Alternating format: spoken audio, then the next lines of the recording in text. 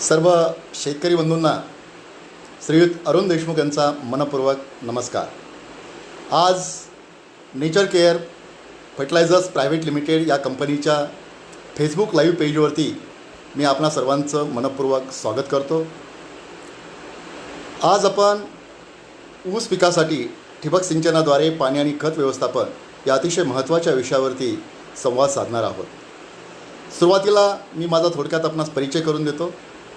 मित्रहो, मी माझं स्वतःचं MTech water resources development and management या विषयामधलं पदव्युत्तर अभ्यासक्रम Indian Institute of Technology Kharagpur Paschim Bengal या संस्थेमधून सन 1986 साली हा अभ्यासक्रम मी पूर्ण केला। हा अभ्यासक्रम पूर्ण केल्यानंतर फेब्रुवारी 1987 पासून मी वसंतदादा शुगर इन्स्टिट्यूट मांजरी बुद्रुक पुणे या संस्थेमध्ये कृषी अभियांत्रिकी विभागाचा प्रमुख आणि वरिष्ठ शास्त्रज्ञ म्हणून पाणी व्यवस्थापन आणि ऊस शेतीचं यांत्रिकीकरण या विषयामध्ये संशोधन, विस्तार, विकास आणि प्रशिक्षणाचं कार्य जवळजवळ 27 वर्ष आणि 7 महिने अतिशय यशस्वीरित्या पूर्ण केलं। आणि त्यानंतर गेली 5.5 वर्ष मी Netafim irrigation India private limited या कंपनीमध्ये कृषी विद्या विभाग म्हणजेच ॲग्रॉनॉमी डिपार्टमेंटचा प्रमुख म्हणून, त्याचप्रमाणे असिस्टंट जनरल मॅनेजर ऊस विकास आणि प्रकल्प या पदावरती आपणा सर्व शेतकऱ्यांसाठी कार्यरत आहे। याचाच अर्थ गेल्या साधारणपणे 33.5 वर्षांचा अनुभव ऊस पिकासाठी पाणी व्यवस्थापन, खत व्यवस्थापन या विषयातील माझा आहे। आज आपण nature care fertilizers private limited या कंपनीच्या माध्यमातून ज्यावेळेला संवाद आपणाशी साधतो आहे, याचं महत्त्वाचं कारण असं की ही जी कंपनी आहे, ही कंपनी 1997 सालापासून शेतकऱ्यांसाठी सेंद्रिय निविष्ठा या बाबतीमध्ये कार्य करीत आहे। आणि त्याही पूर्वी श्री जयंत बर्वे हे सेंद्रिय शेतीच्या बाबतीमध्ये अभ्यास करत होते आणि त्यांच्या खऱ्या अर्थानं अथक परिश्रमातून आणि अभ्यासातून सेंद्रिय खतांची निर्मिती झाली। ही कंपनी महाराष्ट्रासह नजीकच्या 7 राज्यांमध्ये काम करत आहे आणि हे काम करत असताना त्यांचं जे नेटवर्क आहे ते अतिशय चांगल्या प्रकारचं आहे। त्याचप्रमाणे ही जी खतं तयार होतात या खतांची निर्यातसुद्धा मोठ्या प्रमाणावरती केली जाते। आणि आपल्याला सांगायला मला या ठिकाणी आनंद होतो की विलास सहकारी साखर कारखाना निवडी लातूर या कारखान्याच्या बरोबर या कंपनीच्या माध्यमातून सेंद्रिय ऊस विकासाचा प्रकल्प अतिशय चांगल्या पद्धतीनं राबवण्यात येत आहे। आणि महत्त्वाचं म्हणजे काय की या कंपनीमध्ये जे काम केलं जातं किंवा सेंद्रिय खतं जी निर्माण केली जातात, त्याचा महत्त्वाचा उद्देश असा आहे की भौतिक आणि जैविक सुपीकता जमिनीची आपण जोपर्यंत सुधारत नाही तोपर्यंत टाकलेली रासायनिक अन्नद्रव्यसुद्धा पिकाला चांगल्या प्रमाणामध्ये उपलब्ध होऊ शकत नाही। म्हणून ही कंपनी अतिशय चांगलं कार्य करते। दुसरी अशी गोष्ट, या कंपनीचे मी मालकच म्हणेन, CEO आहेत श्री जयदेव बर्वे साहेब यांचा आणि आमचा गेल्या अनेक वर्षापासूनचा परिचय। कारण मी सातारचाच आहे आणि यांची कंपनीसुद्धा विट्याला आहे सांगली जिल्ह्यामध्ये अतिशय जवळच्या अंतरावरती। आणि आमचे सहकार्याचे संबंध गेल्या अनेक वर्षांपासून आहेत। शेतकऱ्यांच्या भल्यासाठी ही कंपनी काम करत असल्या कारणाने मी सुद्धा असं ठरवलं की बाबा आपल्याला जास्तीत जास्त शेतकऱ्यापर्यंत जे जे आधुनिक तंत्रज्ञान आहे ते आपल्याला अतिशय चांगल्या पद्धतीनं पोहोचवता आलं पाहिजे आणि त्याच्यामधून शेतकऱ्यांची उत्पादकता वाढली पाहिजे, त्यांना 4 पैशाचं जास्त उत्पन्न मिळालं पाहिजे, त्यांच्या नफ्यामध्ये वाढ झाली पाहिजे। आणि एकाच उद्देशानं म्हणजे nature care fertilizers private limited ही कंपनी, त्याचप्रमाणे आमची Netafim irrigation India private limited ही कंपनी, दोन्ही कंपनी कार्य करत असल्याने मी आज त्यांच्या फेसबुक पेजवरती लाईव्ह प्रोग्राम आज आपणासाठी करीत आहे। मित्रांनो, आपणा सर्वांना माहिती आहे की आजचा जो विषय आहे तो अतिशय महत्त्वाचा आहे। कारण ऊस हे पीकच आपल्या सर्वांच्या दृष्टिकोनातून अतिशय महत्त्वाचं आहे। आता ऊस पिकाचं महत्त्व काय? ऊस आपल्या महाराष्ट्राचं किंवा देशाचं अतिशय महत्त्वाचं असं नगदी पीक आहे। बरं, नुसतं नगदी पीक नाही, हे एक अतिशय औद्योगिक पीक आहे। आणि औद्योगिक पीक म्हणजे काय की आपण जर पाहिलं की आपल्याकडे देशामध्ये किंवा राज्यामध्ये भरपूर मोठ्या प्रमाणात असणारे जे साखर उद्योग आहे, म्हणजे साखर कारखाने आहेत किंवा इतर उपपदार्थ जे असतात त्याचे जे कारखाने आहेत, या सगळ्या कारखान्यांसाठी ऊस हा अतिशय महत्त्वाचा कच्चा माल आहे। आणि मग या कच्च्या मालाची उपलब्धता कारखान्यांना त्यांच्या गाळप हंगामामध्ये व्यवस्थितपणे पूर्ण होणं ही अतिशय महत्त्वाची गरज कारखान्यांच्या दृष्टिकोनातून आहे। आणि दुसरी अशी गोष्ट म्हटलं तर मी तर ऊसाला कल्पवृक्ष म्हणतो। कल्पवृक्ष म्हणण्याचं कारण काय मित्रांनो? कारण असं की ऊसाचा कुठलाही भाग, मग ते खोडकी असो, वाडं असो, पाचट असो, तो कुठलाही प्रकारचा भाग आहे तो वाया जात नाही. आणि मग काय होतं, हे आपल्या ऊस आपण गाळपाला जाण्या अगोदरचं बोलतो आहे. गाळपानंतरसुद्धा प्रेसमड असेल, मळी असेल किंवा त्याच्यानंतर तुम्हाला सांगतो बगास, मोलॅसिस, हे सर्व पदार्थ आहे हे आपल्याला उद्योगधंद्याच्या दृष्टिकोनातून अतिशय उपयुक्त असे आहे. दुसरा भाग असा आहे की आपल्याला देशाच्या अर्थव्यवस्थेमध्ये ऊस या पिकाचं महत्त्व हे अनन्यसाधारण आहे. आता खरं पाहायला गेलं तर ग्रामीण भागामधला सर्वांगीण विकास करण्यामध्ये, म्हणजे तो सामाजिक विकास असेल, राजकीय विकास असेल, आर्थिक विकास असेल, हा सर्व विकास साधण्याच्या बाबतीमध्ये ऊस या पिकाला अतिशय महत्त्वाचं असं या ऊस पिकाचं योगदान आहे. म्हणून बऱ्याच वेळा मी असं म्हणतो की ग्रामीण अर्थव्यवस्थेचा कणा म्हणून जरी आपण ऊस पिकाला म्हटलं तर ते वावगं ठरणार नाही. आणि दुसरी अशी गोष्ट मी तुम्हाला सांगतो की या पिकाच्या वरती अवलंबून असणाऱ्या कारखाने आणि कारखान्यावरती अवलंबून असणारे बाकीचे जे मंडळी आहेत, म्हणजे आपल्याकडे असणारे शेतकरी असतील, तंत्रज्ञ असतील, अधिकारी असतील, उद्योजक असतील, या सर्व मंडळीच्या दृष्टिकोनातून उपजीविकेचं अतिशय महत्त्वाचं असं हे साधन आहे. म्हणून ऊस हे पीक तुमच्या माझ्या दृष्टिकोनातून, संसाराच्या दृष्टिकोनातून, आपल्या भरभराट्याच्या दृष्टिकोनातून, आपल्या प्रगतीच्या दृष्टिकोनातून महत्त्वाचं असल्याकारणाने ऊस पिकाची दर एकरी किंवा दर हेक्टरी उत्पादकता वाढवणं आपल्या दृष्टिकोनातून अतिशय महत्त्वाचं आहे. आज आपण भारत देशाचा विचार केला तर एक प्रामुख्यानं गोष्ट आपल्या लक्षात येईल. भारतामध्ये ऊसाखालचं क्षेत्र किती आहे? 51 लाख हेक्टर आहे. ह्या 51 लाख हेक्टरपैकी जवळजवळ 21 ते 22 लाख हेक्टर क्षेत्र हे एकट्या उत्तर प्रदेशामध्ये आहे. आणि आपल्या महाराष्ट्रामध्ये जर बघितलं तर साधारणपणे 9.5 ते 10 लाख हेक्टर क्षेत्र, जेवढा पाण्याची परिस्थिती किंवा साखरेला दर जर चांगले असतील तर त्यावेळेला साधारणपणे 9.5 ते 10 लाख हेक्टर क्षेत्रावरती ऊस हे पीक आपल्याकडे घेतलं जातं. आता देशाचा जर विचार केला तर देशामध्ये एकूण जी ऊसाची उपलब्धता होते दरवर्षी ती साधारणपणे 2750 लाख टन होते. आणि साखरेचं उत्पादन किती होतं? ते 280 ते 285 लाख टन होतं. परंतु आपल्या दृष्टिकोनातून सगळ्यात महत्त्वाचा भाग काय की देश पातळीवरती ऊसाची सरासरी उत्पादकता आपण जर लक्षात घेतली तर ते किती आहे? तर ती साधारणपणे फक्त 70 टनाच्या मित्रांनो हेक्टरी. आणि साखर उतारा किती आहे? साखर उतारा साधारणपणे 10.40% आहे. आता आपल्या राज्याचा जर विचार केला, महाराष्ट्र हे आपल्याला माहिती आहे की ऊसाच्या दृष्टिकोनातून अतिशय महत्त्वाचं राज्य आहे, कारण आपल्याकडे साखर उतारा चांगला आहे. आपला साखर उतारा किती आहे? म्हणजे देशाचा जर 10.40 असेल तर आपल्या महाराष्ट्राचा साखर उतारा साधारणपणे 11.30 ते 11.35% असतो. आणि आपल्या राज्यामध्ये सुद्धा ऊसाचं उत्पादन साधारणपणे 850 ते 900 लाख टन होतं. आणि त्याच्यानंतर साखरेची उत्पादकता किती आहे आपली? तर साधारणपणे 80 ते 85 किंवा कधीकधी आपण 90 आणि काही वर्षापूर्वी आपण 107 लाख टनापर्यंत सुद्धा गेलो होतो. आता यावर्षीची जी परिस्थिती पाहिली, आत्ताचा जो हंगाम पूर्ण झाला 19-20चा, त्याच्यामध्ये 17 मे अखेरची आकडेवारी माझ्याकडे आहे आणि आपण साधारणपणे 60 लाख टन साखरेचं उत्पादन आपल्याला केलं. पण तुमच्या माझ्या संसाराच्या दृष्टिकोनातून सगळ्यात महत्त्वाचा भाग काय आहे? सगळ्यात महत्त्वाचा भाग आहे मित्रांनो की आपल्या ऊसाची उत्पादकता दर एकरी किंवा दर हेक्टरी किती आहे. आणि महाराष्ट्र राज्याची सरासरी ऊसाची उत्पादकता दर हेक्टरी आपण विचारात घेतली तर गेल्या काही अनेक वर्षांची आकडेवारी आपण जर पाहिली तर आपलीसुद्धा उत्पादकता साधारणपणे 80 ते 85 मेट्रिक टन प्रति हेक्टर एवढीच आहे. म्हणजे एकरी किती? साधारणपणे 32 ते 34 टन. आणि मला एक सांगा मित्रांनो, आपल्या महाराष्ट्रामध्ये काही बहाद्दर शेतकरी आहेत की जे किती उत्पादन काढतात? ते साधारणपणे एकरी, मी काय म्हणतो लक्षात घ्या, एकरी 100 टन, 125 टन, 150 टन. पाठीमागच्या वर्षी तुम्हाला सांगतो अशोक खोत नावाचे शेतकरी इस्लामपूरचे आहे, त्यांनी साधारणपणे 168 टनाचं एकरी ऊसाचं उत्पादन काढलं. आता तुम्हाला सांगतो आमचे म्हणजे नेटाफिम ठिबक सिंचनाच्या माध्यमातून डबल ड्रिपलाईनचा वापर करून आत्ताच्या गळीत हंगामामध्ये जो ऊस हुतात्मा किसन अहिर कारखान्याला गेला, ते प्रशांत लटपटे नावाचे शेतकरी आहेत, सावळवाडीचे, तालुका मिरज, जिल्हा सांगलीचे. त्यांनी 166 टनाचं एकरी उत्पादन काढलं. म्हणजे एकीकडे 100 tonne, 125 tonne, 150 tonne, 166 tonne, 168 tonne एवढं उत्पादन शेतकरी जर दर एकरी काढतात आणि राज्याची सरासरी उत्पादकता कुठेतरी फक्त 32 ते 34 टनाची असणं, हे तुमच्या माझ्या दृष्टिकोनातून सर्वात महत्त्वाची बाब आहे.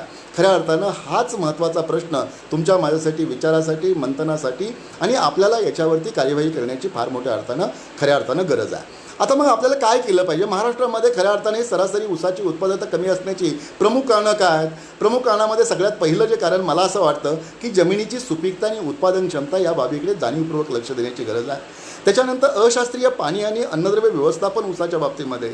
त्याच्यानंतर अयोग्य आपण ज्याला म्हणतो की लागणीचं नियोजन आणि आपल्याला ऊसाच्या जातींची निवड. त्याच्यानंतर बेनेमळ्याचं व्यवस्थापन, बेण्याची उपलब्धता, बेणे प्रक्रिया, याही बाबी महत्त्वाच्या आहेत. बेण्याची निवड ही बाबसुद्धा महत्त्वाची आहे. आणि एकात्मिक कीड आणि रोग व्यवस्थापन हा सुद्धा भाग महत्त्वाचा आहे. आणि मी सांगितलं की आपल्याकडे साधारणपणे जे ऊसाखालचं क्षेत्र असतं त्याच्यामध्ये 45 ते 50% क्षेत्र खोडवा पिकाखाली असतं आणि खोडवा पिकाची उत्पादकता खऱ्या अर्थाने मित्रांनो फार मोठ्या प्रमाणावरती आपल्याला हे कमी असल्याचं हा आपल्याला भेडसावतो आणि हा महत्त्वाचा प्रश्न आहे. म्हणजे खोडवा पिकाकडे जाणीवपूर्वक खोडवा व्यवस्थापनाकडे जाणीवपूर्वक लक्ष देण्याची गरज आहे. आणि सगळ्यात महत्त्वाची गोष्ट की आपल्याकडे असणारे एवढे कारखाने एवढ्या क्षेत्रावरती असणारा ऊस याच्या बाबतीमध्ये लागणीचं आणि तोडणीचं नियोजन करण्याच्या बाबतीमध्ये किंवा त्याची अंमलबजावणी करण्याच्या बाबतीमध्ये सुद्धा काही महत्त्वाच्या अडचणी येतात.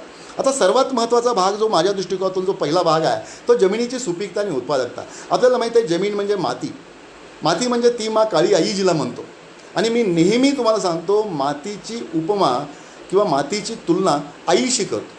आई सदृढ असेल तर बाळ सदृढ होतं. इतकं सरळ साधं सोपं गणित जमिनीच्या सुपीकतेशी आणि उत्पादन क्षमतेशी निगडीत आहे. म्हणजे जमिनीची भौतिक सुपीकता, रासायनिक सुपीकता, जैविक सुपीकता ह्या तिन्ही सुपीकता अतिशय महत्त्वाच्या आहेत. ऊस किंवा कुठल्याही पिकाचं आपल्याला दर एकरी किंवा दर हेक्टरी जास्त उत्पादन घ्यायचं असेल म्हणजे जमिनीचा पोत, जमिनीचा मगदूर, जमिनीचा कस, जमिनीच्या खोली, जमिनीमध्ये मुळांचा होणारा प्रसार आणि त्याच्यानंतर त्याची खोली या सगळ्या गोष्टी महत्त्वाच्या आहेत. म्हणून जमिनीच्या भौतिक सुपीकतेकडे आपल्याला जाणीवपूर्वक लक्ष देण्याची गरज आहे. आता भौतिक सुपीकता सुधारणं म्हणजे काय की जमिनीमध्ये आपणाला अतिशय मोठ्या प्रमाणावरती खऱ्या अर्थानं सेंद्रिय खतांचा वापर केला पाहिजे. आता सेंद्रिय खतामध्ये सगळ्यात चांगलं काय की आपल्याकडे शेणखत असलं पाहिजे. आणि मी मित्रांनो तुम्हाला सांगतो दर एकरी आपल्याला ऊसाचं जर चांगलं उत्पादन घ्यायचं असेल तर दर एकरी चांगलं कुजलेलं कमीत कमी 10 टन शेणखत आपण दर लागणीच्या हंगामापूर्वी घातलंच पाहिजे. आता हे आपण एवढं घालू शकतो का? नाही, आपल्याकडे उपलब्धता नाही, जनावरांची संख्या कमी होत राहिली. आणि म्हणूनच खऱ्या अर्थानं मला असं वाटतं की आमचे बर्वे साहेब जे सेंद्रिय खतांची निर्मिती करतात आणि तो आपल्याला एक पर्याय ठरू शकतो म्हणून सेंद्रिय खतांचा वापर केला. मग शेणखत असेल, ही सेंद्रिय खतं असतील, एखाद्या पेंडी असतील, त्याच्यानंतर चांगलं कुजलेलं कंपोस्ट खत असेल, गांडूळ खत असेल किंवा कोंबडी खत असेल यांचा वापर आपण केला पाहिजे. आता आपल्याला जर सेंद्रिय खतं मोठ्या प्रमाणावरती उपलब्ध होत नसतील तर आपण सरळ साधी सोपी गोष्ट करू शकतो. ती गोष्ट काय आहे की आपण शेतामध्ये की आपण हिरवळीची पिकं घेऊ शकतो. हलक्या ते मध्यम जमिनी आहे त्याच्यामध्ये तुम्ही तागाचं पीक घेऊ शकता. भारी जमिनी आहे, जास्त खोलीच्या जमिनी आहे, तो काही ठिकाणी जमिनीचे प्रश्न निर्माण झालेले असतात, चिबट जमिनी असतात, अशा प्रकारच्या जमिनीमध्ये तुम्ही त्यांच्याचं पीक घेऊ शकता. एकरी साधारणपणे 25 किलो बियाणं जर तुम्ही वापरलं आणि लागणीच्या अगोदर साधारणपणे 45 दिवस तुम्ही शेतामध्ये हे बियाणं जर टाकलं आणि तुम्हाला सांगतो आता आपल्याकडे आडसाली हंगाम येऊ घातला तर साधारणपणे जुलै ऑगस्टमध्ये आपण आडसाली पिकाची लागण करतो. तर त्याच्या 45 दिवस अगोदर हे जर पीक आपण शेतामध्ये लावलं आणि त्याच्यानंतर तुम्हाला सांगतो 45 दिवसामध्ये हे पीक ज्यावेळेला 5% फुलोऱ्यावर येतं त्यावेळेला तुम्ही जर ते कट केलं आणि शेतामध्ये गाडलं तर मित्रांनो तुमच्या लक्षात येईल की एका एकरामधून आपल्याला साधारणपणे 7 ते 8 टन चांगलं हिरवळीचं खत आपल्याला उपलब्ध होतं. म्हणजे बायोमास आपल्याला मोठ्या प्रमाणात उपलब्ध होतो, हा एक भाग. आणि हिरवळीच्या खतामधून तुम्हाला सांगतो तागासारख्या पिकामधून आपल्याला एकरी 35 किलो नत्र सेंद्रिय स्वरूपामध्ये मिळतो. 7 तुम्हाला सांगतो 3 किलो स्फुरद मिळतो आणि त्याच्यानंतर 17.8 किलो पालाश आपल्याला मिळतो. म्हणून हिरवळीच्या हिरवळीची पिकं जी आहेत त्या पिकांची लागण अतिशय महत्त्वाची आहे, त्याचा आपण वापर केला पाहिजे. आता ही भौतिक सुपीकतेच्या बाबतीमध्ये ही गोष्ट फार महत्त्वाची आहे की बाबा याच्यामध्ये सेंद्रिय पदार्थांचा, सेंद्रिय खतांचा वापर केला पाहिजे. याचं कारण काय? याचं सगळ्यात महत्त्वाचं कारण मित्रांनो असं आहे की आपल्या जमिनीचा जोपर्यंत सेंद्रिय कर्ब सुधारत नाही तोपर्यंत आपल्याला ऊस किंवा कुठल्याही पिकाचं चांगलं उत्पादन घेता येणार नाही. मग आता सेंद्रिय कर्ब किती असला पाहिजे तर जमिनीमध्ये कमीत कमी चांगलं उत्पादन घ्यायचं म्हटल्यानंतर 0.75% जास्त सेंद्रिय कर्ब असला पाहिजे. आणि सेंद्रिय कर्ब वाढवण्याच्या दृष्टिकोनातून आपल्याला सेंद्रिय खतांचा वापर करणं अतिशय महत्त्वाचं आहे आणि त्याच्याकडे आपण सर्व शेतकरी बंधूंनी जाणीवपूर्वक लक्ष देण्याची गरज आहे. आता जमिनीच्या बाबतीमध्ये आणखीन काही गोष्टी आहेत. जमिनीची पाणी धारण क्षमता ही फार महत्त्वाची आहे. ती साधारणपणे 35 ते 40% असली पाहिजे. जमिनीमध्ये तुम्हाला सांगतो जो सामू आपल्याला सांगतो की ऊसासारख्या पिकं कुठल्याही पिकाचं तुम्हाला माहीत आहे ठराविक सामूच्या रेंजमध्ये अन्नद्रव्यांची उपलब्ध किंवा अन्नद्रव्य घेण्याचं प्रमाण त्या पिकाचं वाढतं. मग आपल्याला सामू किती पाहिजे ऊसासारख्या पिकासाठी? 6.5 ते 7.5 हा अतिशय योग्य. पण आपल्याला समजा आता 7.5च्या पुढे सुद्धा सामू गेला असेल तर आपल्याकडे 8, 8.5 म्हणजे पश्चिम महाराष्ट्रामध्ये सांगली, कोल्हापूर जिल्ह्यामध्ये, त्याचप्रमाणे मध्य महाराष्ट्रामध्ये नगर जिल्हा असेल, अशा जिल्ह्यांमध्ये ज्यावेळेला सामू 8, 8.5पर्यंत गेलेला आहे तरीही योग्य व्यवस्थापनाद्वारे ऊसाचं पीक आपण अतिशय चांगल्या प्रकारे अशा प्रकारच्या जमिनीमध्ये सुद्धा घेऊ शकतो. दुसरा प्रकार काय की जमिनीमध्ये आपल्याला चुनखडीचं प्रमाण आहे ते 5%पेक्षा कमी असलं पाहिजे. त्याच्यानंतर तुम्हाला सांगतो की याच्यामध्ये विद्युत वाहकता आपण ज्याला म्हणतो, इलेक्ट्रिकल कंडक्टिव्हिटी आपण ज्याला म्हणतो, ती 0.5 मिलीमोल प्रति सेंटीमीटर यापेक्षा कमी असण्याची गरज आहे. आता ऊस या पिकाचं जर आपण पाहिलं तर ऊस हे पीक याला सूर्यप्रकाश फार मोठ्या प्रमाणात आवडतो. आणि ऊसाची चांगली वाढ आहे ना, ज्यावेळेला तापमान किती 25 ते 40 डिग्री सेल्सिअस तापमान असेल त्यावेळेला ऊस पिकाची वाढ अतिशय जोमदार होते. पक्वतेच्या काळामध्ये ज्यावेळेला पिकामध्ये साखर साठवली जाते, सुक्रोजचं प्रमाण वाढतं, त्यावेळेला तापमान थोडंसं कमी असणं जरुरीचं आहे. त्यावेळेला 15 ते 25 डिग्री सेल्सिअस जर तापमान असेल म्हणजे ऊस तोडणीच्या कालावधीमध्ये किंवा पक्वतेच्या कालावधीमध्ये, तर त्यावेळेला आपल्याला साखर चांगली त्याच्यामध्ये मिळते. साखर उतारा आपल्याला त्या ऊसापासून चांगला मिळतो आणि कारखान्यांचा फायदा होतो. आता याच्यामध्ये दुसरी महत्त्वाची गोष्ट मित्रांनो अशी आहे की आता रासायनिक सुपीकतेच्या बाबतीमध्ये आपण जेवेळेला विचार करतो त्यावेळेला आपल्या सर्वांना माहिती आहे की आपल्या पिकाला आवश्यक असतात 18 अन्नद्रव्य. त्याच्यामध्ये काय माहिती आहे का, नत्र स्फुरद पालाशी मुख्य अन्नद्रव्य आहे, पण त्याहीपेक्षा महत्त्वाचे आपल्याला वातावरणामधून जे अन्नद्रव्य उपलब्ध होतात त्याच्यामध्ये कार्बन असेल, हायड्रोजन असेल, ऑक्सिजन असेल, ते वातावरणातून मिळतं आपल्याला.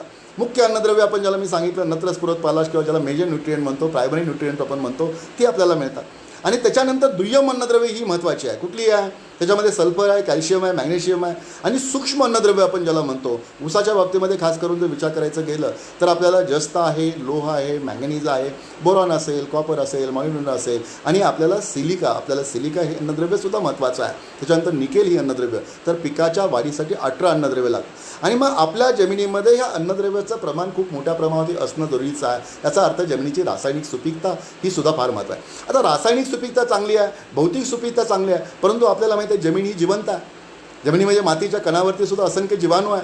मग जमिनीमध्ये उपकारक जीवाणूंची संख्या वाढवणं आणि घातलेली रासायनिक खतं पिकाला उपलब्ध करून देण्याच्या बाबतीमध्ये जमिनीची जैविक सुपीकता चांगली असणं अतिशय महत्त्वाचं आहे.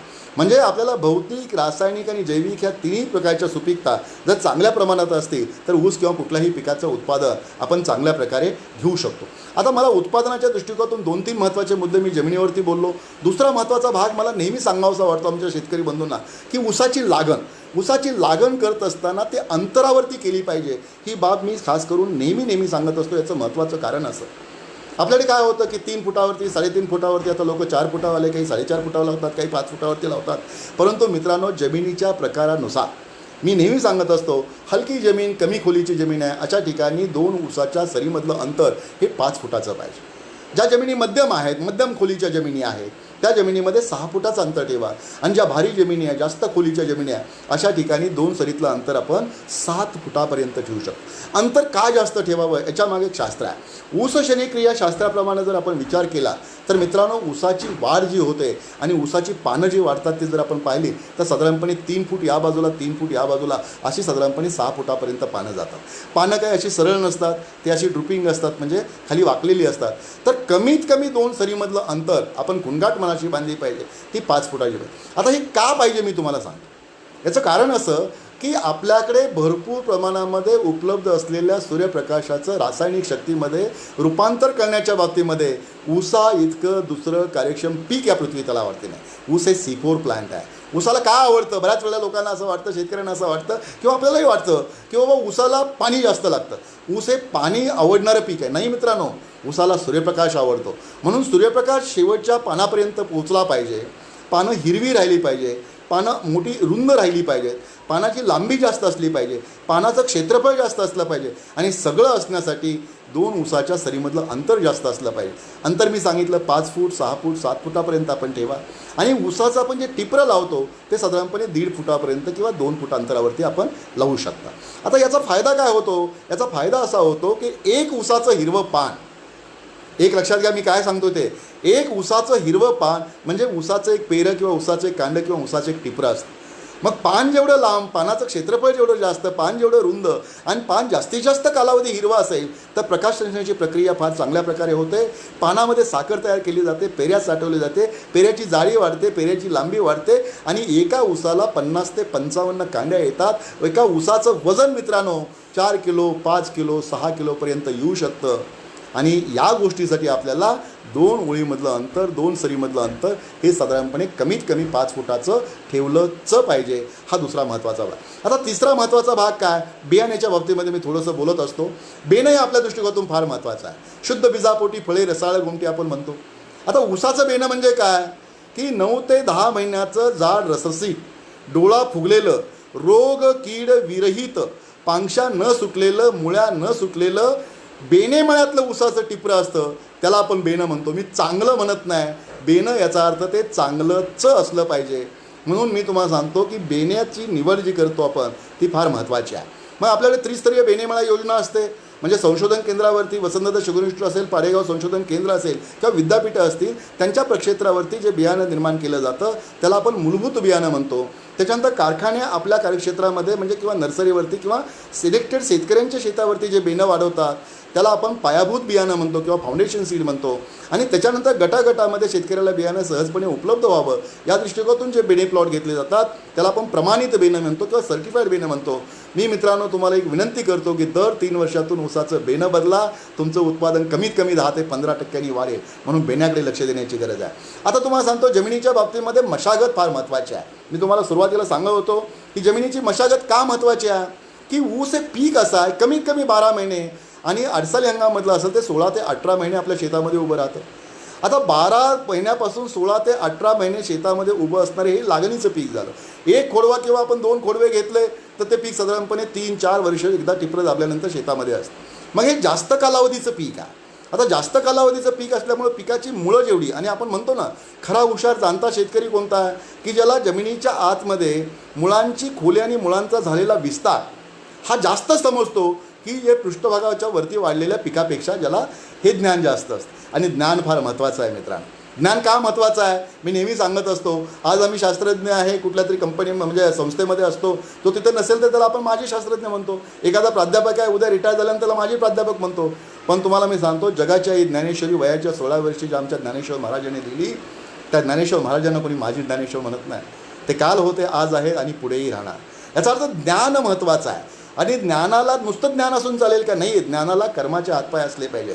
म्हणजे जे काही ज्ञान आपल्याकडे आहे त्याची अंमलबजावणी आपल्या शेतामध्ये प्रत्यक्षपणे शेतकरी बंधूंनी केली पाहिजे. म्हणून मित्रांनो मशागत, पूर्व मशागत फार महत्त्वाची आहे. उभी आडवी नांगरट करा. उभी आडवी नांगरट केल्यानंतर तुम्हाला मी सांगतो रान चांगलं रापू द्या. त्याच्यानंतर आपल्याकडे उकिरडा असतो, उकिरड्यामधली खतं आणून शेतामध्ये ढिगोळी करा. पावसाची पहिली सर आल्यानंतर ती ढिगोळी विस्कटून घ्या. त्याच्यानंतर रोटावेटर, कल्टिवेटर किंवा कुळव आपण मारा आणि रान असं भुसभुशीत तयार करा. भुसभुशीत का तयार करावं मित्रांनो, एक उदाहरण या ठिकाणी मला सांगायचं आहे तुम्हाला. मी वसंतदादा शुगर इन्स्टिट्यूटमध्ये असताना ज्यावेळेला आम्ही दरवर्षी संस्थेमार्फत ऊसभूषण पुरस्काराला म्हणजे महाराष्ट्र राज्यामध्ये हंगामनिहाय जास्तीत जास्त उत्पादन काढणाऱ्या शेतकऱ्यांचा ऊसभूषण पुरस्कारानं यथोचित गौरव आणि सन्मान करतो. राज्याचे तत्कालीन म्हणजे त्या वेळेला असणारे मुख्यमंत्री आणि आपल्या संस्थेचे अध्यक्ष आदरणीय शरदचंद्रजी पवार साहेबांच्या हस्ते सहकुटुंब सहपरिवार आपण त्या शेतकऱ्यांचा यथोचित गौरव करतो. आणि मला असं वाटतं की ते जे शेतकरी उत्पादन काढतात ते लागणीचं उत्पादन 100 टन, 125 टन, 150 टन, 160 टन, खोडव्याचं उत्पादनसुद्धा आमच्या तर तुम्हाला सांगतो सुरेशांना कबाडे आहे, त्यांनी पाठीमागच्या वर्षी 120 टनाचं खोडव्याचं उत्पादन काढलं. लागणीचं उत्पादन त्यांचं 130-135 टनाचं सरासरीनं दरवर्षी निघतं. म्हणजे हे जे शेतकरी आहे या शेतकऱ्यांचा गौरव त्या ठिकाणी केला जातो. आणि असेच एक शेतकरी तुम्हाला मी सांगतो, त्या शेतकऱ्याच्या शेतावरती मी रिगा शुगर कंपनी बिहारला आम्ही ज्यावेळेला संस्थेमार्फत ज्यावेळेला कन्सल्टन्सी देत होतो त्यावेळेला तिथले पदाधिकारी आले होते आणि मी त्यांना घेऊन गेलो होतो. तिथे गेल्यानंतर गणपतराव हांडे नावाचे शेतकरी होतो, त्या शेतकऱ्यांना आम्ही भेटलो आणि त्यांचं तुम्हाला मी सांगतो साधारणपणे 93-94च्या दरम्यान असेल 671 ह्या जातीचं 13 महिन्यामध्ये 118 टनाचं उत्पादन आलं होतं आणि त्यांचा आम्ही ऊसभूषण पुरस्काराने गौरव केला होता. मग मी त्या शेतकऱ्याच्या शेतावरती गेल्यानंतर हे आमचे जे पदाधिकारी होते रिगा शुगर कंपनीचे त्यांना घेऊन गेलो होतो आणि मी त्यांना विचारलं, साधारणपणे 55-60 वर्षाचे वयाचे ग्रस्त होते. दादा म्हणलं तुम्ही इतरांपेक्षा असं काय वेगळं करता की जेणेकरून तुमचं उत्पादन 118 टनाचं निघालं. तर ते मला काय म्हटलं माहिती आहे, ते मला म्हटले की साहेब माझ्याकडे गुरांचा गोठा आहे त्याच्यामुळे बऱ्यापैकी चांगलं शेणखत माझ्याकडे उपलब्ध असतं. मी म्हटलं साहेब ठीक आहे शेणखत तुमच्याकडे उपलब्ध आहे पण फक्त शेणखतावरती तर ऊसाची शेती होत नाही. तर ते म्हणले साहेब मी शेणखत वापरतोच मोठ्या प्रमाणावरती, पण सगळ्यात महत्त्वाची गोष्ट काय करतो मी उभी आडवी नांगरट करतो, नांगरल्यानंतर शेत रापू देतो, त्याच्यानंतर ही खतं ज्यावेळेला पावसाची पहिली सर येते त्यावेळेला विस्कटून घेतो, त्याच्यानंतर कल्टिवेटर रोटावेटर मारत राहतो. आणि हे मारण्याचं काम कधीपर्यंत चालू असतं माझं माहिती आहे की जोपर्यंत मला असं वाटत नाही स्वतःला की रान सरी सोडायला योग्य झालं आहे आणि तोपर्यंत मी हा कल्टिवेटर रोटावेटर मारत राहतो. आणि मला आता वाटलं की आता पुरेशी मेहनत झालेली आहे, मशागत झालेली आहे, त्यावेळेला मी काय करतो, त्यावेळेला मी शेतामध्ये बांधावरती पायातल्या वाहना म्हणजे पायातल्या चपला काढून ठेवतो आणि या टोकापासून त्या टोकापर्यंत तिरकं आणि या टोकापासून त्या टोकापर्यंत तिरकं अनवाणी पायाने चालत जातो. आणि त्यावेळेला त्यांनी सांगितलेलं हे वाक्य माझ्या मनावरती कायमस्वरूपी कोरून राहिलेलं आहे.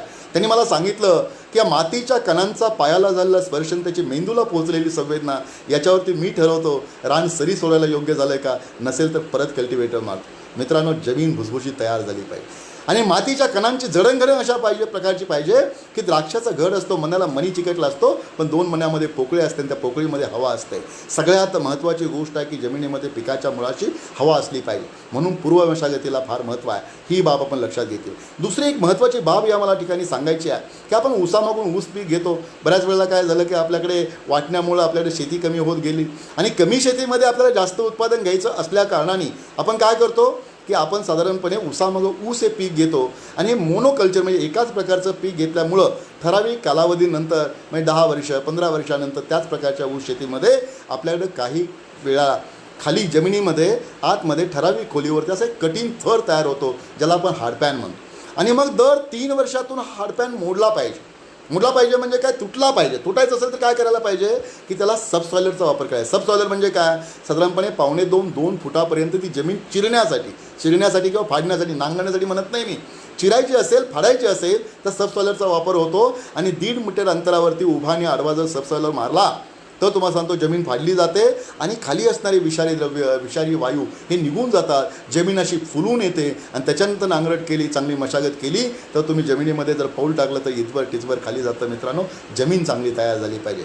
जमीन ही मी तुम्हाला सांगितलं, आई सदृढ असेल तर बाळ सदृढ होतं, तसं जमिनीचा पोत, जमिनीचा मगदूर, जमिनीचा कट, जमिनीची खोली आणि जमिनीची मशागत चांगली असेल, मातीच्या कणांची जडणघडण चांगली गेली आणि त्याच्यामध्ये भरपूर प्रमाणामध्ये सेंद्रिय खतांचा वापर केला तर जमीन अशी तयार होते की आपण ज्याला पूर्वीच्या काळी असं म्हटलं जायचं की इथं मेलेला माणूस गाडला तरी तो जिवंत होईल, अशा प्रकारचे रान तयार झाले. आणि असं जमीन असं रान तयार झालं पाहिजे ऊस पिकाला, ते महत्त्वाचं आहे. मित्रांनो, हा सगळा बॅकग्राऊंड पाहिल्यानंतर महत्त्वाच्या विषयाकडे मी येतो. आजचा विषय पाणी आणि खत व्यवस्थापनाचा आहे. आता पाणी हे ऊसाच्या दृष्टिकोनातून अतिशय महत्त्वाचं आहे. कुठल्याही शेतकऱ्याला विचारा कसं काय बाबा चाललं आहे ऊसाची शेती, काय साहेब चाललं आहे बरोबर, उन्हाळा आहे, पाणी कमी पडलं आहे, पाण्याचा ताण पडतो आहे, पाणी आहे तर वीज नाही, अशी परिस्थिती. म्हणजे शेतकऱ्यांच्या मनामध्ये कल्पना अशी आहे की जास्त पाणी म्हणजे जास्त. मित्रांनो, तसं होत नाही. आपल्या पाटपाण्याखाली काय करतो आपण, ठराविक कालावधीनं पाणी देतो आणि बऱ्याच वेळेला पाणी आणि वीज उपलब्ध असतील तर माझा शेतकरी आजही अडवून जिरवून तुंबून शेतामध्ये पाणी कसं उभं राहील याचा प्रयत्न करतो. दुर्दैवानं मित्रांनो त्याचा काही फायदा होत नाही. हे समजून घेतलं. हे का समजून घेतलं पाहिजे मी तुम्हाला सांगतो. मूठभर कोरडी माती घ्या, त्याच्यामध्ये ग्लासभर पाणी टाका आणि मातीमध्ये ज्यावेळेला कोरड्या मातीमध्ये तुम्ही ज्यावेळेला पाणी टाकता त्यावेळेला पहिल्यांदा बुडबुडे येतात. बुडबुडे येतात त्याचा अर्थ काय, मातीमध्ये छिद्र असतात बारीक आणि मोठी. ज्यावेळेला पाणी टाकतो त्यावेळेला छिद्रातली हवा निघून जाते आणि पाणी ज्यावेळेला टाकतो त्यावेळेला हवेची जागा पाण्याने घेतली जाते. जमीन संतृप्त होते, जमीन सॅच्युरेट होते, तिथं हवा राहत नाही. आणि तुम्हाला माहिती आहे वनस्पती तुमच्या माझ्यासारखी सजीव आहे. या पृथ्वी तलावरच्या प्रत्येक सजीवाला सगळं काही लागतं. काय लागतं, अन्न लागतं. जसं मला अन्न लागतं, समजा मी 2 दिवस जेवलो नाही मरेन का, नाही म्हणणार. मला तहान लागली अर्धा तास पाणी पिलो नाही मरेन का, नाही म्हणणार. पण मी समजा विहीर पाण्याने तुडुंब भरलेली आहे, उफाळली विहीर, आणि मला पोहता येत नाही, मी नाक दाबून विहिरीमध्ये उडी मारल्याने 10 मिनटं वर आलो नाही तर काय होईल. 10 मिनटं वर आलो नाही तर काय म्हणतील किंवा अरुण देशमुख होता. म्हणजे याचा अर्थ काय, मला अन्न लागतं तसं वनस्पतीला अन्न लागतं, मला पाणी लागतं तसं वनस्पतीला पाणी लागतं. पण सगळ्यात महत्त्वाची गोष्ट आहे की मला जगण्यासाठी मला प्रत्येक श्वास महत्त्वाचा आहे, ऑक्सिजन महत्त्वाचा आहे, हवा महत्त्वाचा आहे, ज्याला आपण प्राणवायू म्हणतो, तो आपल्या पिकासाठी सुद्धा महत्त्वाचा आहे. आणि म्हणून मित्रांनो लक्षात घेतलं पाहिजे, जमिनीमध्ये पिकांच्या मुळाशी कायमस्वरूपी आपल्याला अन्न पाणी आणि हवाचं संतुलित प्रमाण राखलं पाहिजे. याचाच अर्थ कायमस्वरूपी जमीन वापशावर पाहिजे, जमीन घातावरती पाहिजे. आणि जमीन घातावरची ठेवायची असेल तर आपल्याला इथून पुढच्या काळामध्ये ठिबक सिंचनाचा वापर केला. आता ठिबक सिंचन म्हणजे मित्रांनो काय आहे की ठिबक सिंचन याचा अर्थ असा की जमिनीची प्रत, पिकाचा प्रकार, पिकाचं वय, पिकाच्या मुळांची वाढ, मुळांची पाणी शोषून घेण्याची क्षमता, पीक लागवडीचा हंगाम आणि हवामान, या सर्व मूलभूत गोष्टीचा विचार करून पिकाच्या मुळांजवळ थोडं थोडं पाणी हळूवारपणे थेंबाच्या स्वरूपामध्ये देणं. पाणीच नाही, पिकाच्या वाढीच्या अवस्थेनुसार पिकाच्या गरजेप्रमाणे अन्नद्रव्य पिकामध्ये देणं, म्हणजे विद्राव्य खतं असतील किंवा पाण्यामध्ये विरघळणारी खतं असतील ते आपल्या पिकाला उपलब्ध करून देणं. अन्न आणि पाणी, त्याचप्रमाणे सगळ्यात महत्त्वाची गोष्ट आहे की आपल्याला हवा, अन्न पाणी आणि हवा याचं संतुलित प्रमाण म्हणजे कायमस्वरूपी पिकाच्या मुळाशी वापसा परिस्थिती ठेवून ऊसासारख्या दीर्घायुषी पिकाची जोमदार वाढ करणं, जोमदार वाढीच्या स्वरूपामधून उत्पादन वाढवणं, उत्पादनाच्या माध्यमातून उत्पन्न हे रुपयामधलं वाढवणं आणि शेतकऱ्याचा निव्वळ नफा वाढवणं आणि त्याचंही जीवन सुखी, समृद्ध आणि संपन्न करण्याचं तंत्रज्ञान आहे. त्याला मित्रांनो ठिबक सिंचन तंत्रज्ञान असं म्हटलं जातं. मी सगळ्यात महत्त्वाची गोष्ट सांगतो की ठिबक सिंचन फार महत्त्वाचं आहे. आता ठिबक सिंचनाचा वापर करत असताना आपल्याला एक गोष्ट लक्षात आली पाहिजे, हे ठिबक सिंचन तर बरेच शेतकरी बसवतात, परंतु ठिबक सिंचनामधून पाणी किती द्यायचं, खतं कोणती द्यायची, कधी द्यायची, मग त्याचा फायदा होईल. बऱ्याच वेळा कसं आहे माहिती आहे का, वापरण्याचं तंत्रज्ञान जर योग्य नसेल तर मूळ शास्त्राला धोका पोचण्याचा संभव असतो. आणि बऱ्याच वेळा काही ठिकाणी झाडावरती आपल्या गोट्यामध्ये ह्या ठिबक सिंचनाच्या नळ्या अडकवल्या दिसतात. मित्रांनो, याचं कारण असं आहे की ते आपण समजून उमजून त्याचा वापर केला पाहिजे. आता पाण्याची गरज जर आपण लक्षात घेतली, मी सांगितलं की अडसाली हंगाम आहे, जुलै ऑगस्टमध्ये आपण लागण करतो, साधारणपणे 16 ते 18 महिन्याचं पीक असतं. या पिकासाठी आपल्याला पाण्याची गरज किती आहे, पाट पाण्याखाली साधारणपणे 350 हेक्टर सेंटीमीटर पाणी लागतं. 350 लाख लिटर, 1 हेक्टर सेंटीमीटर म्हणजे 1 लाख लिटर. आणि ठिबक जर वापरला आपण तर साधारणपणे 250 हेक्टर सेंटीमीटर म्हणजे 50% पाणी कमी लागतं. पूर्व हंगामी ऊस आहे, साधारणपणे ऑक्टोबर नोव्हेंबरमध्ये लावतो आपण, 14 ते 15 महिन्याचं पीक असतं. आणि या पिकाला साधारणपणे 300 हेक्टर सेंटीमीटर म्हणजे 300 लाख लिटर पाणी लागतं. त्याच्यानंतर सुरू किंवा खोडवा, सुरू आपण जानेवारीमध्ये लावतो आणि जानेवारी फेब्रुवारीमध्ये लावलेलं ऊस साधारणपणे 12-13 महिन्यामध्ये तुटणं अपेक्षित असतं. आणि खोडव्याचं पीक आपल्याला माहिती आहे की कारखाना सुरू झाल्यानंतर ऑक्टोबर नोव्हेंबरपासून फेब्रुवारी अखेर तुटलेल्या ऊसाचा आपण खोडवा ठेवतो आणि त्याचाही कालावधी 12-13 महिन्याचा असतो. आणि या दोन्ही पिकासाठी, सुरू आणि खोडव्यासाठी साधारणपणे 250 हेक्टर सेंटीमीटर म्हणजे 250 लाख लिटर. आता ठिबक खाली किती लागतं, 125 लागतं. 100 ते 125 हेक्टर सेंटीमीटर एवढ्या पाण्यामध्ये आपलं पीक अतिशय चांगलं निघतं. आता ठिबक सिंचनाचा फायदा काय सगळ्यात महत्त्वाचा, मी मित्रांनो सगळ्यात महत्त्वाचं सांगतो, जमिनीची सुपीकता आणि उत्पादन क्षमता कायमस्वरूपी टिकवून ठेवून ऊसासारख्या दीर्घायुषी पिकाचं आपल्याला शाश्वत स्वरूपामध्ये, शाश्वत फार महत्त्वाचं आहे. आपल्याला नंबर येण्यासाठी एका वर्षी 125 टन घेतलं आणि नंतर 40 टनावरती तो शेतकरी आला, 70 टनावरती आला, त्याचा काहीही उपयोग नाही. शाश्वत स्वरूपामध्ये दरवर्षी लागण आधी खोडवा मिळून मी म्हणतो 80, 90, 100, 70 टन उत्पादन काढणारा शेतकरी खूप चांगला. आणि ऊसाच्या शेतीमध्ये आणखीन एक गोष्ट मला सांगायची आहे मित्रांनो, मी आत्ता साऊथ आफ्रिकेला आणि स्वाझीलंडला गेलो होतो, त्या ठिकाणी 12, 13, 14 खोडवे घेतात. जो शेतकरी खोडव्याची शेती जास्त मोठ्या प्रमाणावरती करतो तो ऊसामधला निव्वळ नफा कमवणारा शेतकरी आहे, असं माझं स्पष्ट मत आहे मित्रांनो. म्हणून तसं करायचं असेल तर ठिबक सिंचनाचा वापर करत असताना सगळ्यात महत्त्वाचा फायदा मी सांगितलं की जमिनीची सुपीकता आणि उत्पादन क्षमता टिकून ठेवली. पाण्यामध्ये बचत होते, 50 ते 55% पाण्यामध्ये बचत होते. याचाच अर्थ 1 एकराचं पाणी असेल तर 2 एकर 2.5 एकर क्षेत्र आपलं ऊसाखाली येतं. इतर पिकं घेतली तर 1 एकरामध्ये 4 एकर हंगामी पिकं होतात. लक्षात घ्या, फळबागाखालची पिकं आणखीन जास्त प्रमाणामध्ये होतात. म्हणजे पाणी वाचवणं याचा अर्थ पाणी दुसऱ्या पिकाला उपलब्ध करून देणं हाही भाग महत्त्वाचा आहे. आता पाण्याची बचत का होते, अरे पिकाच्या मुळाच्या कक्षेला होणारा पाण्याचा निचरा हाच आपण थांबवतो. त्यामुळे काय होतं की वरच्या भागामध्ये पाणी दिल्यामुळं पाण्याचा विनियोग अतिशय चांगल्या प्रकारे होतो. पीक तिथं पाणी देतो, 5 फुटावरती पीक आहे तिथंच पाणी देतो, दुसऱ्या शिवाय मधल्या पट्ट्यामध्ये पाणी देत नाही. तिथं जर वाळलेली पानं जर आच्छादन आपण केलं तर त्याच्यामध्ये कॉन्झर्वेशन पाण्याचं होतं, म्हणजे पाणी कमी लागतं.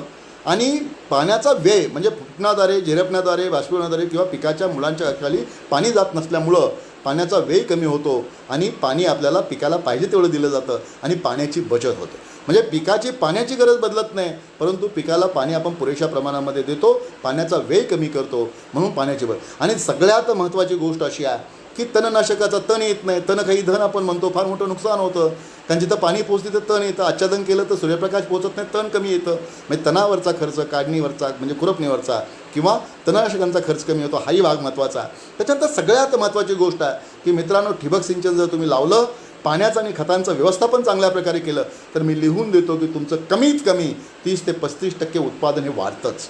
म्हणजे 40 टन उत्पादन आहे, त्याचं 50-55 टनापर्यंत उत्पादन जातं. अहो मित्रांनो, मी पाहिलं काही शेतकरी महाराष्ट्रामधले बहादर शेतकरी असे आहेत की जे 40 टनावरनं 80 टनावरती गेलेले आहे. ही किमया फक्त ठिबकची नाही, पण ठिबक हे उत्पादन वाढीचं तंत्रज्ञान आहे. हे पाणी वाचवण्याचं नाही, सगळ्यात महत्त्वाचं उत्पादन वाढीचं तंत्रज्ञान म्हणून आपण ह्या ठिबक सिंचनाकडे पाहिलं पाहिजे, हाही भाग महत्त्वाचा. आता ठिबक खाली पाणी किती दिलं पाहिजे तर सर्वसाधारणपणे मित्रांनो मी सांगतो की ढोबळमानानं जर सांगायचं म्हणलं, ढोबळमानानं तर उन्हाळ्यामध्ये ज्यावेळेला तापमान जास्त असतं, बाष्पीभवनाचा वेग जास्त असतो, त्यावेळेला आपल्याला पाणी जास्त देणं गरजेचं असतं. पिकाची वाढीची अवस्थासुद्धा जोमदार वाढीची अवस्था. अडसालीमध्ये ऊस लावला तो जोमदार वाढीचा अवस्था असतो, पूर्वहंगामामधला ऊस जोमदार वाढीच्या अवस्थेमध्ये असतो, सुरूमधला ऊस जोमदार वाढीच्या अवस्थेमध्ये असतो. आणि त्यावेळेला साधारणपणे एकरी दर दिवशी 24 ते 28,000 लिटर एवढं पाणी लागतं. हिवाळ्यामध्ये साधारणपणे 15 ते 20,000 लिटर एवढं पाणी लागतं आणि पावसाळ्यामध्ये पाऊसमान बघून 10 ते 12,000 लिटर पाणी लागतं. ही गोष्ट महत्त्वाची आहे. म्हणून आपल्याला आता हे ठिबक सिंचन चालवायचं कसं तर या 2 गोष्टीवरती अवलंबून आहे की आपल्या भागामध्ये असणारं बाष्पीभवन आणि पिकाच्या वाढीच्या अवस्थेत असणारा पीक गुणांक या दोन्हीचा गुणाकार जर आपण केला तर आपल्याला पिकाची पाण्याची गरज कळते. आणि मित्रांनो, पाण्याची गरज साधारणपणे आपण म्हणतो ना की ऊसाला 6 मिलीमीटर पाणी. 6 मिलीमीटर याचा अर्थ काय होतो? 1 एकर याचा अर्थ 4000 चौरस मीटर गुणिले 6 केलं तर 24,000 लिटर. लक्षात घ्या, 5 मिलीमीटर म्हणजे काय? 5 गुणिले 4000 20,000 लिटर. म्हणजे आपण मिलीमीटरमध्ये म्हणजे खोली किंवा किती उंचीचं पाणी दिलं पाहिजे याच्यावरून आपल्याला लिटरमध्ये करायचं असेल तर त्याला साधारणपणे क्षेत्रफळानं म्हणजे एका एकराचं क्षेत्रफळ 4000 चौरस मीटरवर. आता दुसरा एक महत्त्वाचा भाग मला आपल्याला सांगायचा मित्रांनो, आणि त्याच्यामध्ये ठिबक सिंचनाचा महत्त्वाचा रोल आहे. शेवटी काय, ऊसाचं उत्पादन काय असतं की 1 एकर याचा अर्थ 43,560 चौरस फूट असो. एका चौरस फुटाला एक ऊस अतिशय चांगला जोपासला जातो. त्या ऊसाचं वजन 3 किलो 4 किलो 5 किलो येऊ शकतं. आणि मग आपण असं ठरवलं की ऊसाचं उत्पादन म्हणजे काय होतं माहिती आहे? तोडणीच्या वेळी आपल्या शेतामध्ये असणारी परिपक्व ऊसाची संख्या, जी कारखान्याला ऊस जाणार आहे, ती संख्या गुणिले एका ऊसाचं सरासरी वजन म्हणजे ऊसाचं टनेज आहे. आता आपल्याकडे एका चौरस फुटाला एक ऊस जरी धरला आपण आणि हिशेबाला सोपं म्हणून एकरी आपण 40,000 ऊस धरले आणि एका ऊसाचं वजन जर 2 किलो धरलं सरासरीनं 80 टन, 3 किलो धरलं 120 टन, 4 किलो धरलं 160 टन. आणि मित्रांनो, महाराष्ट्रामधले जे भादर शेतकरी आहेत ते शेतकरी जे उत्पादन काढतात त्यांचं हेच गणित आहे. 40 ते 45,000 तोडणीच्या वेळेचे ऊस आणि त्याच्यानंतर एका ऊसात सरासरी वजन 3 किलो 4 किलो आणि मग त्यांचं उत्पादन चांगल्या प्रकारचं निघतं. ही गोष्ट आपण लक्षात घेऊ. मग ठिबक कशासाठी? तर ठिबक उत्पादन वाढीसाठी. ही बाब आपण लक्षात घेऊ. आता खत व्यवस्थापनाच्या बाबतीमध्ये मी आपल्याशी थोडक्यात बोलणार आहे. खतं आपल्याला माहीत आहे की ऊस हे पीक आहे, हे जास्त कालावधीचं पीक आहे. म्हणजे मी सांगितलं 12 महिन्यापासून साधारण 16 ते 18 महिन्यापर्यंत पीक शेतामध्ये असतं. या पिकाचा कालावधी हंगामी पिकापेक्षा जास्त आहे. हा एक भाग. एक लागण, त्याच्यानंतर खोडवे 1 2 3 खोडवे आपण घेऊ शकतो. त्याच्यानंतर दुसरा महत्त्वाचा भाग की इतर हंगामी पिकाचं उत्पादन आपण क्विंटलमध्ये, सोयाबीन किती झालं 12 क्विंटल, ज्वारी किती झाली 10 क्विंटल, बाकीची पिकं किती झाली 10-12 क्विंटल, आपण या हिशोबामध्ये करतो. म्हणजे बाकीच्या पिकाचं उत्पादन आपण क्विंटलमध्ये मोजतो आणि माझ्या ऊसाचं उत्पादन मात्र टनामध्ये मोजतो. 1 टन याचा अर्थ 10 क्विंटल 1000 किलो. मग मला सांगा, एका एकरामध्ये 150 टन 160 टन उत्पादन म्हणजे 160 टन याचा अर्थ 1600 क्विंटल झालं. कुठे 10 क्विंटल आणि कुठे 1600 क्विंटल? 100 पट झालं. म्हणजे लक्षात द्या, 160 पट. 10 क्विंटलच्या 160 पट म्हणजे 1600 क्विंटल झालं. मग या पिकाची कालावधी जास्त असल्याकारणानं आणि या पिकाची बायोमास प्रोडक्शन कपॅसिटी ही जास्त असल्या, मी तर आता ऊसाबद्दल बोललो, गव्हाणीत पडणाऱ्या पाचट वेगळी, खोडकी वेगळी, बुडकी वेगळी, हे सगळं जर धरलं तर एवढ्या प्रचंड प्रमाणावरती जर आपल्याला उत्पादन घ्यायचं असेल तर मित्रांनो, या पिकाची पाण्याची आणि अन्नद्रव्याची गरज निश्चितपणे जास्त. किती लागतं आता खत? जर आपण शिफारशी आपल्याकडे ज्या केलेल्या म्हणजे विद्यापीठं असतील, पाडेगावचं संशोधन केंद्र असेल, वसंतदादा शुगर इन्स्टिट्यूट असेल, तर हंगामनिहाय ऊस पिकासाठी खतांच्या शिफारसी केलेल्या आहे. अडसाळी हंगाम आहे आपला जो जुलै ऑगस्टमध्ये लागेल, त्याच्यामध्ये नत्र स्फुरद पालाश 400 170 170 अशी शिफारस आहे. पूर्व हंगामीचा ऊस आहे त्याला 340 170 170 शिफारस आहे. त्याच्यानंतर सुरू किंवा खोडव्याचा ऊस आहे त्याला 250 115 115 अशी नत्र स्फुरद पालाची शिफारस आहे. मराठवाड्यासाठी ह्या शिफारसीमध्ये थोडासा बदल केलेला आहे. अडसाळीसाठी तोच डोस आहे 400 170 170. पूर्व हंगामीसाठी 300 170 170 आहे आणि सुरूसाठी 250 115 115. विदर्भासाठी मात्र आता ह्या हंगामानिहाय बदल हा शिफारशीमध्ये का केला? त्या जमिनीमध्ये उपलब्ध असणारं अन्नद्रव्याचं प्रमाण लक्षात घेऊन हे केलेलं आहे. आणि खास करून आता विदर्भामध्ये अडसाळीचं पीक फार होत नाही, पण पूर्व हंगामी पिकासाठी आणि सुरू पिकासाठी 175 100 100 नत्र स्फुरद पालाचा डोस त्या ठिकाणी. आणि मित्रांनो, एक गोष्ट लक्षात घेतली पाहिजे की आपल्याला 1 टन जर ऊस निर्माण करायचा असेल 12 महिन्यामध्ये साधारणपणे, तर त्याला 1.1 किलो हे नत्र लागतो, 0.6 किलो स्फुरद लागतो आणि 2 ते 2.25 किलो पालाश लागतो. म्हणजे आपल्याला हेक्टरी 150 म्हणजे कमीत कमी एकरी 60 टनाचं जर उत्पादन घ्यायचं असेल मित्रांनो, किंवा हेक्टरी आपल्याला 150 टनाचं उत्पादन घ्यायचं असेल तर एका हेक्टरमध्ये 165 किलो नत्र लागतो, 90 किलो स्फुरद लागतो आणि 337.5 किलो पालाश लागतो. ही गोष्ट लक्षात घेतली पाहिजे. आता सगळ्यात महत्त्वाचं की आपल्याला ठिबक सिंचनामधून खतं देणं, ज्याला आपण फर्टिगेशन किंवा खतसिंचन म्हणतो, त्याचे महत्त्वाचे फायदे काय? पिकांच्या मुळांशी खत दिलं जातं, सर्व ठिकाणी सारख्या प्रमाणामध्ये मुळांच्या विस्तारामध्ये ते खत पसरून दिलं जातं आणि त्याच्यामुळं काय होतं की पीक तिथं पाणी तेवढाच ओलावा. आणि याच्यामध्ये आणखीन एक गोष्ट महत्त्वाची आहे, मला खऱ्या अर्थानं आता वेळेचं बंधन असल्याकारणानं पण एक सांगतो की आपल्याला ऊस पिकाच्या बाबतीमध्ये पाणी आणि अन्नद्रव्य व्यवस्थापन करताना त्या ऊस पिकाची मुळांची खोली हा भाग फार महत्त्वाचा आहे. कारण असं की 1 मीटर खोली आपण जर धरली तर त्यातल्या सुरुवातीच्या 20 सेंटीमीटरमध्ये साधारणपणे 60% मुळं असतात.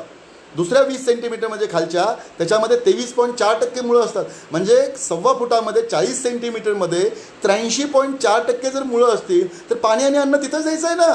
कार्यक्षम मुळं तिथे आहे, पांढरी मुळी तिथे आहे. मग तिथेच अन्नाने पाणी द्यायचं असेल तर ठिबकमधून सगळ्यात महत्त्वाचा फायदा, जिथं पाणी देतो तिथंच अन्नद्रव्य आपण देतो ते सगळीकडे सारख्या प्रमाणामध्ये, म्हणजे अपटेक वाढतो. म्हणजे पिकानं ती खतं किंवा अन्नद्रव्य चांगल्या प्रकारे शोषली जातात आणि त्याचं उत्पादनामध्ये रूपांतर होतं. यूज इफिशियन्सी, वापरक्षमता, मग पाण्याची असेल खताची असेल ती आपली वाढते. आता खतं किती द्यायला पाहिजेत आणि कशी द्यायला पाहिजे तर तुम्हाला सांगतो, बेसल डोस फार महत्त्वाचा आहे, जो सुरुवातीला लागणीच्या वेळेला टाक. मी तुम्हाला सुरुवातीला सांगितलं की 10 टन चांगलं कुजलेलं शेणखत घातलं पाहिजे एक भाग. त्याच्यानंतर दुसरा महत्त्वाचा भाग आहे की सल्फर, जे दुय्यम अन्नद्रव्य आहे, हे साधारणपणे आपण वापरत नाही, पण ते 24 किलो प्रति एकर वापरलं पाहिजे. त्याचाही अतिशय चांगला, तुम्ही नांगरटीच्या वेळेला वापरले तरी चालेल, त्याचा अतिशय चांगला फायदा होतो. आणि आपल्याला जी सूक्ष्म अन्नद्रव्ये म्हणजे महाराष्ट्रातल्या आपल्या जमिनी आहेत त्या जमिनीचं रासायनिक पृथक्करण किंवा आरोग्य पत्रिका केल्यानंतर असं लक्षात आलं की 3 सूक्ष्म अन्नद्रव्याची प्रामुख्यानं कमतरता. त्याच्यामध्ये कुठला आहे? फेरस म्हणजे लोह, झिंक म्हणजे जस्त, आणि त्याच्यानंतर तिसरं जे आहे ते मॅंगनीज.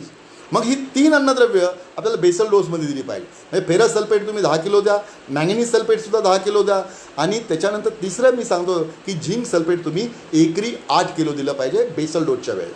आणि आपलं फेरस सल्फेट आहे ना, त्याच्यामध्ये 19% ही लोहाची उपलब्धता असते.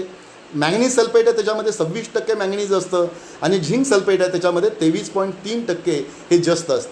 हा विचार करून आपल्याला ही खतं सुरुवातीला दिली. आणि त्याच्यानंतर आपण खतांचं जे शेड्यूल आहे ते ठिबक सिंचनामधून, मित्रांनो, ठिबक सिंचनामधून खतं दिल्यामुळं त्या खतांची कार्यक्षमता प्रचंड प्रमाणात वाढते. उदाहरण द्यायचं झालं, पाटपाण्याखाली आपण जर युरियासारखं खत जे नत्रासाठी वापरतो आपण जर दिलं तर त्याची कार्यक्षमता 30 ते 35% आहे. याचा अर्थ 60 ते 65% खत हवेमध्ये विरून जातं, जमिनीमध्ये पिकांच्या मुळांच्या खाली निचरा होऊन वाया जातं.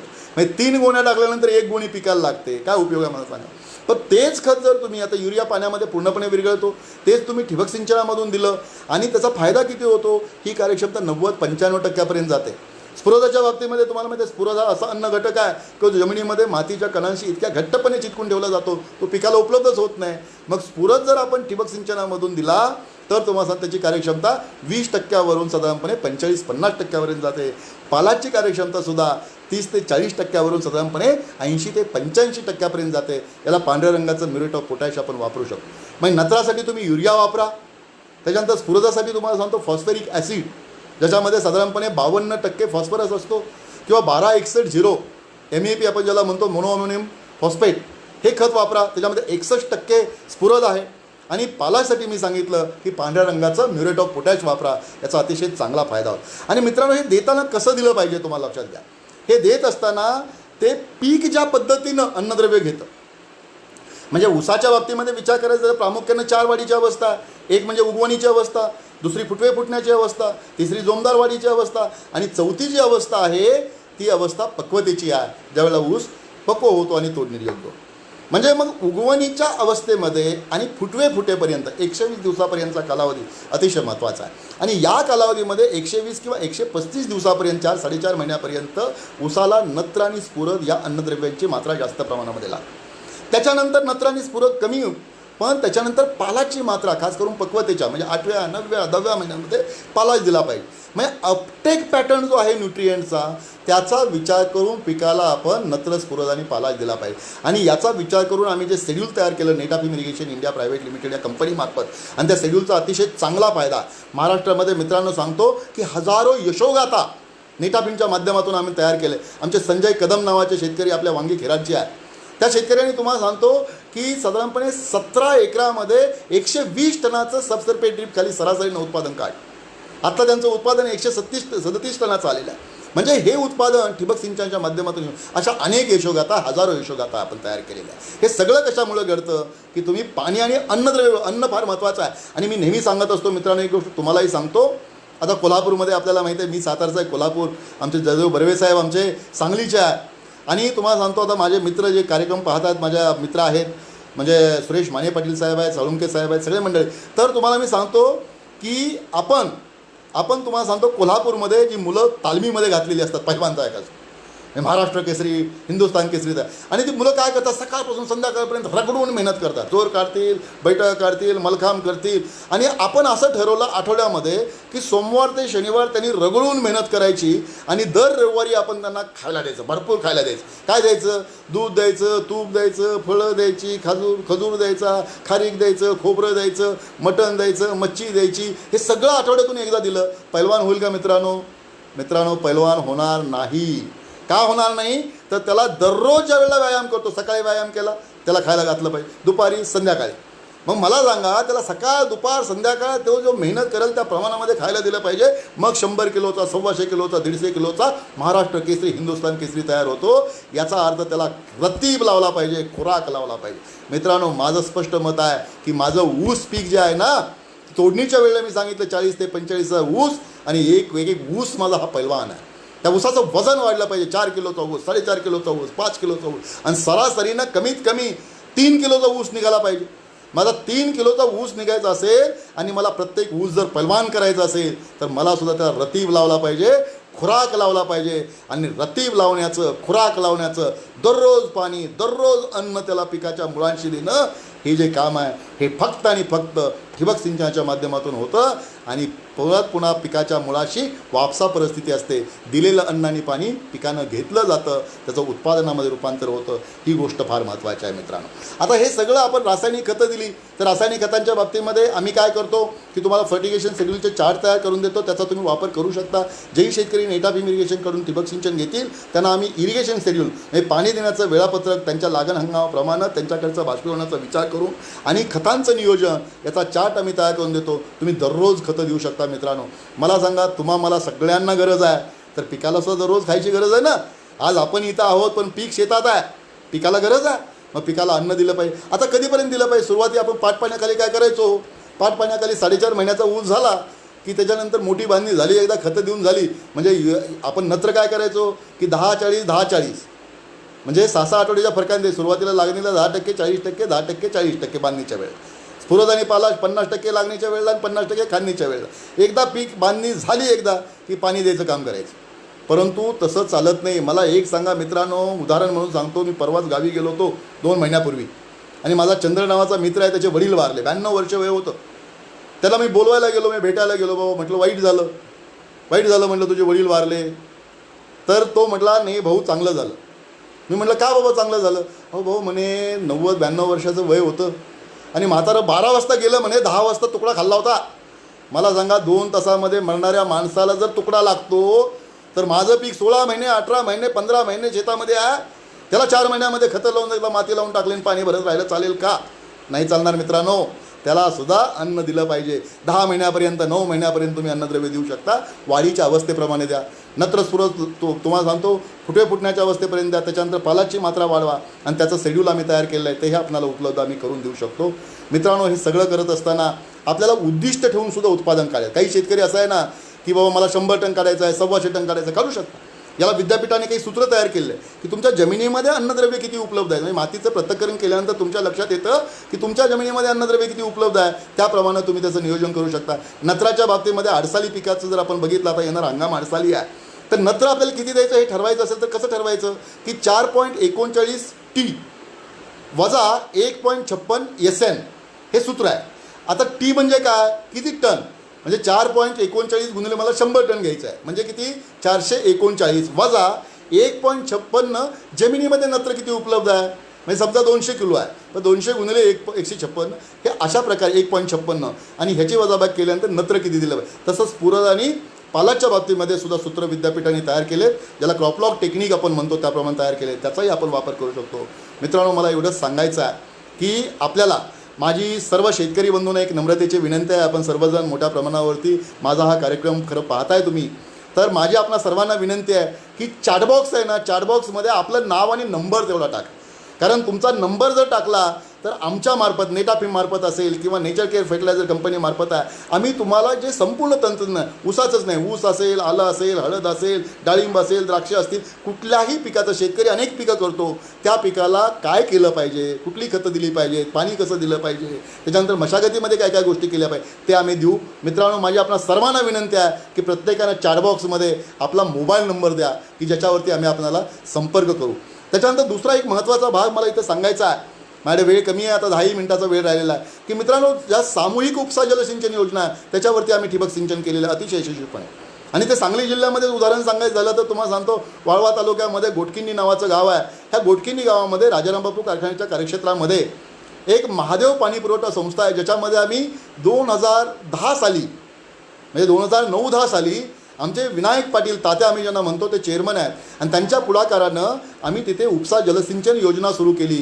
आज तुम्हाला सांगतो त्याच्यावरती आम्ही ठिबक सिंचन केलं, त्याच्यामध्ये आम्ही स्वयंचलित तंत्रज्ञानाचा वापर केला, आणि आज तुम्हाला सांगतो गेले 10 वर्ष अतिशय चांगल्या प्रकारे हा प्रकल्प चालू आहे. शेतकऱ्यांच्या सगळ्यात महत्त्वाचा भाग आमचे विनायक पाटील साहेब सांगतात की साहेब, सगळ्यात महत्त्वाचा फायदा जर ड्रीपचा काही झाला असेल तर मला फायदा झाला की माझ्या जमिनीची सुपीकता आणि उत्पादन क्षमता वाढली, जमिनीचा pH सामू कमी झाला, विद्युत वाहकता कमी झाली, म्हणजे जमिनीचं आरोग्य सुधारण्याच्या दृष्टिकोनातून ठिबकचा फार मोठा वापर झाला. त्याच्यानंतर बांबवड्याला सुद्धा तुम्हाला सांगतो क्रांती अग्रणी डॉक्टर लाड साहेबांच्या कारखान्याच्या कार्यक्षेत्रामध्ये म्हणजे अरुणांना कारखान्याचे चेअरमन आहेत, तर पोपटराव संगपाळ आमचे त्या इरिगेशन स्कीमचे चेअरमन आहे. 750 एकरावरती तुम्हाला सांगतो आम्ही तिथे ती स्कीममध्ये ड्रीप इरिगेशन केलेलं आहे, स्वयंचलित ठिबक सिंचन तंत्रज्ञान केलेलं आहे. त्याचा फायदा काय झाला, त्यांनी ड्रिपर 1 लिटरचा वापरला आहे.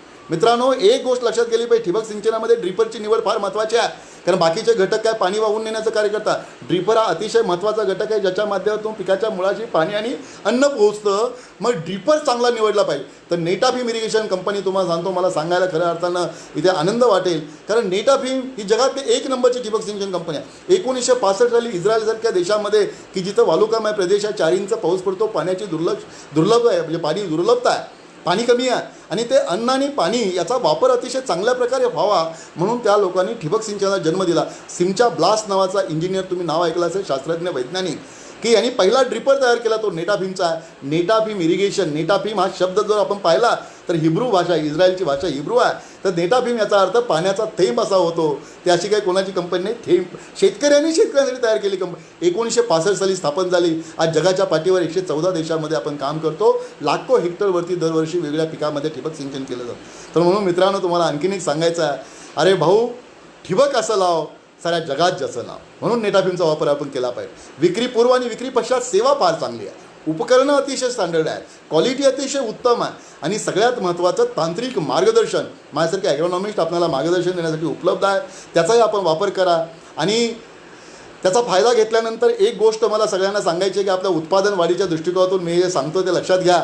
मित्रांनो, 100 टनापेक्षा जास्त आपल्याला जर उत्पादन काढायचं असेल तर इथून पुढच्या काळामध्ये आपल्याला की लागण जे आपण करतो की लागण करूया 5 किंवा 6 फुटांनी 1 डोळा अथवा रोपानी. लागण करू 5 किंवा 6 फुटांनी 1 डोळा अथवा रोपानी, आणि अन्न आणि पाणी फक्त नेटाफिम ठिबकनी. मित्रांनो, उत्पादन वाढवू गड्या टनाटनानी, एकरी उत्पादन घेऊ गड्या 100 टनांनी. हे आपण लक्षात घेतलं पाहिजे. आणि हे सगळं जर करायचं असेल तर मी सांगितलं आपणाला की आपण नेटाफिम इरिगेशन कंपनीशी, nature care fertilizer private limited, सेंद्रिय निविष्ठाच्या कंपनीशी सतत संपर्कात राहा. आपला सहयोग, शेवटी एक लक्षात घ्या, कुठलीही कंपनी, कुठलीही संस्था ही शेतकऱ्यांचं भलं होत नाही तोपर्यंत त्या कंपनीचं आणि संस्थेचं भलं होत नाही. मग शेतकऱ्यांचं हित हेच आमचं ब्रीद वाक्य आहे. शेतकऱ्यांचं हित साधलं पाहिजे. अहो, माझा शेतकरी सुद्धा, मी शेतकऱ्याचा पोरगा आहे. देशमुख म्हणजे माझ्या घरी शेती आहे. तुम्हाला सांगतो, जयदेव बर्वे साहेबांचे वडील जयंत बर्वे साहेबांनी सेंद्रिय शेती सुरुवात केली 1988 पूर्वी. म्हणजे हे सगळे मंडळी शेतकरी मंडळी आहे. आणि तुमचं आमचं हित एक, तुमचा आमचा उद्देश एक, तुमचं आमचं जीवनाचं जगण्याचं साध्य जे करायचं आहे ते एकच असल्या कारणाने आपण एकत्रितपणे काम करूया.